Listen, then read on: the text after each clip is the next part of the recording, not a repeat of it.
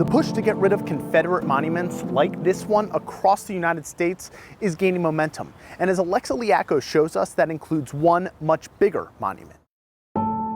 Jefferson Davis, Robert E. Lee, Stonewall Jackson.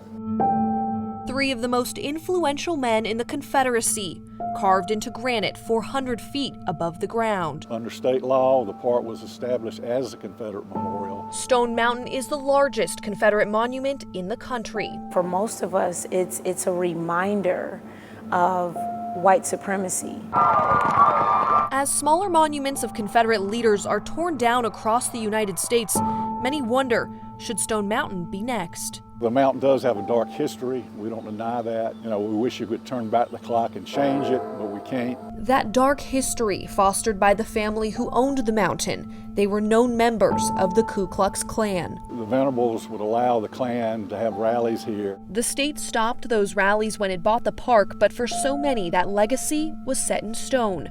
Dr. Martin Luther King Jr. even mentioned the mountain in his iconic I Have a Dream address, saying, "Let freedom ring from Stone Mountain, Georgia."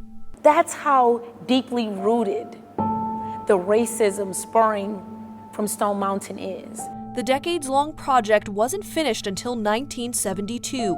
Now, almost 50 years later, the shadow of the past hangs heavily on community activist Shar Bates. My spirit was unsettled the moment I stepped foot on there. Tens of thousands of people have signed a Change.org petition to remove the figures from Stone Mountain. Bates is working with local leaders to see that happen. To be able to see people that fought to continue enslaving my people turned into a hero, it makes me feel like I shouldn't be here.